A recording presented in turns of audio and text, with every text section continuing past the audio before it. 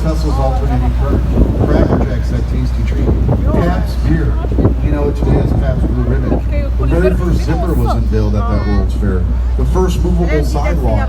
The brownie, thanks to Bertha Honoré, wife to Potter Palmer. The hamburger, soap, the belly dancer. The dishwasher made its first appearance at that World's Fair. And you know, we were looking for a structure that would represent and symbolize the fair for years to come. Well, the famous Gustavo Eiffel, the famous Eiffel Tower in Paris, said he would build us an Eiffel Tower twice the size of the one in Paris for our World's Fair in Chicago. We said no, thank you. We went with a guy by the name of George Ferris from Pittsburgh, Pennsylvania. And guess what he built us? The very first Ferris wheel. You know, folks, that first Ferris wheel was 260 feet in diameter. Took a half an hour to make one rotation. Each compartment on the Ferris wheel was a former Pullman sleeper train car that could hold up to 60 people in one compartment. A full-time orchestra performed every time that Ferris wheel made a rotation. After our World's Fair, that Ferris wheel made it down to St. Louis for their World's Fair. Now, folks, if you want to learn more about the fair, then I highly recommend this non-fiction book. It's one of my favorites of all time. It's called The Devil in the White City by the author Erik Larson, and it tells two stories. It tells the story of Daniel Burnham, Louis Sullivan, and the other great architects at the time of the fair. But then it tells another story. It tells the story of our country's first serial killer by the name of H.H. Holmes, who actually ran a hotel on the south side of the city at 63rd and Wallace, not very far from the fair. He would lure his victims from the fair to his hotel, mostly women. They would check in, but sadly never checked out. It's called the Burnham Castle. Highly recommended. Matter of fact, Hulu is turning it into a mini-series, written and directed by Martin Scorsese and Leonardo DiCaprio, and Keanu Reeves is playing the role of Daniel Burnham. So I'm excited about that. All right, folks, we're going to be heading on to the south branch of the river, and I'm going to pick up with the architecture portion. Now, what you need to know is these buildings here on our right don't have a lot of land for them to be built on because, as I said, there are active railroad lines for the Metro and Amtrak trains running just west of here. Take a look at this building here on our right. This is 150 North Riverside, caissons that go deep down into bedrock. That supports the building at the base. Look up though. How do you prevent the building from being knocked back and forth in the wind? Well, on top of the building, that what's called a mass damper system. 6 silos full of water on rollers. When the wind blows the building in one direction, the water rolls to the opposite side to stabilize it. So people that are in that building never feel the motion up to a clock tower. And then another 13th floor structure here. Now folks, what's unique about this part of the building is that on the southwest corner, Union Station has their switching lines below the building, so they can't have any suppressors that are cantilevered from piers below. The best way to explain it, it's like a giant hand holding up the southwest corner of the building. Now look at this beautiful Art Deco building here on our right. This is 2 North Riverside, built in 1929 by Halliburton Root. This was actually the home of the Chicago Daily newspaper. This was the very first office building built over active railroad lines. And it was the first office building with an outdoor plaza. And folks, if you come back next season, our Wendella water taxis do run. You can get a water taxi from where you got on the boat.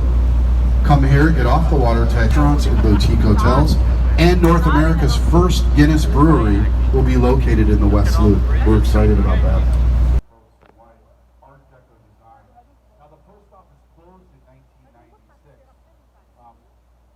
you get a chance, there's an Art Deco lobby here at the front of the building.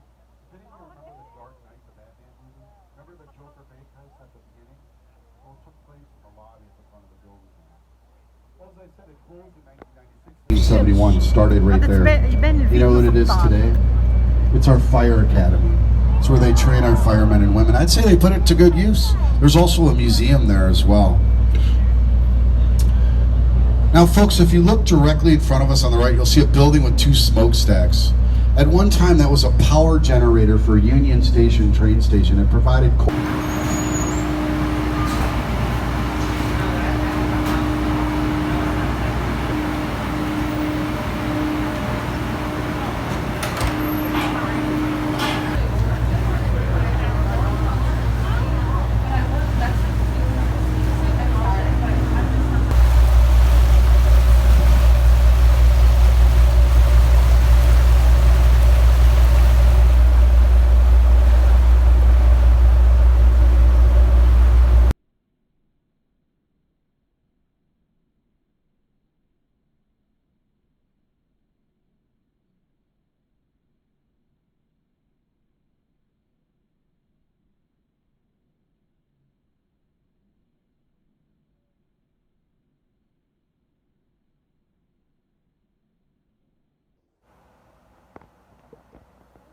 one of our newer skyscrapers is this beauty off here on our right. This is our new 32-story Bank of America building by Gesh Partners. They're the same people that built 150 North Riverside, the building that looks like it was built upside down.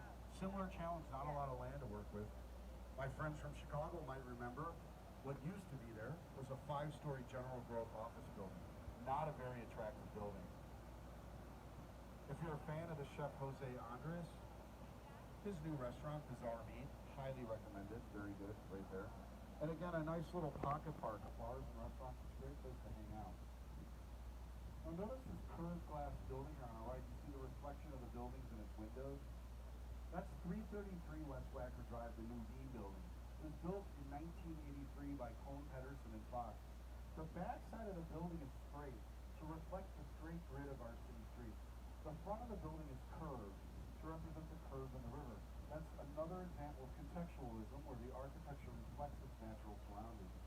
Now, if any of you remember the film Ferris Bueller's Day Off, his father topped to Lake Michigan without going up any steps. If you guys have not been on the Riverwalk, check it out. Bars and restaurants, it's a great place to hang out. Now notice this curved glass building here on our right. You see the reflection of the buildings in its windows. That's 333 West Wacker Drive, the new Bean building. It was built in 1983 by Cone Pedersen and Fox. The back side of the building is straight to reflect the straight grid of our city streets. The front of the building is curved to represent the curve in the river. That's another example of contextualism where the architecture reflects its natural surroundings. Now, if any of you remember the film Ferris Bueller's Day Off, his father Tom Mueller's office was in that building when we looked out and saw the parade after below. Also, you'll notice the circular vents at the base of the building. Go across the street to the building's windows next to it. That same design is carried over in the next building. That's 2 7 vacuole fronting bridges you'll see here in the city. You'll also notice these metal structures under the bridges. Those are known as eyelashes. They protect people walking on the Riverwalk from any debris that might fall from the bridge. The jetty of our Riverwalk, it's one of 2 double-decker bridges that carry our elevated trains, the Wells Street Bridge and the Lake Street Bridge. And again, folks, our bridge is open from the center up. So if you're here during the month of May, on Wednesday mornings and Saturday mornings, if necessary, these bridges will lift one at a time. And then they lift again in October for the boats to come out of Lake Michigan. All the boats have to be out of our harbor by the end of October. It's a spit fine if they're not. See, our lakefront does freeze over here in the wintertime. If any of you are looking to get some gelato, that's a pretty good gelato stand there.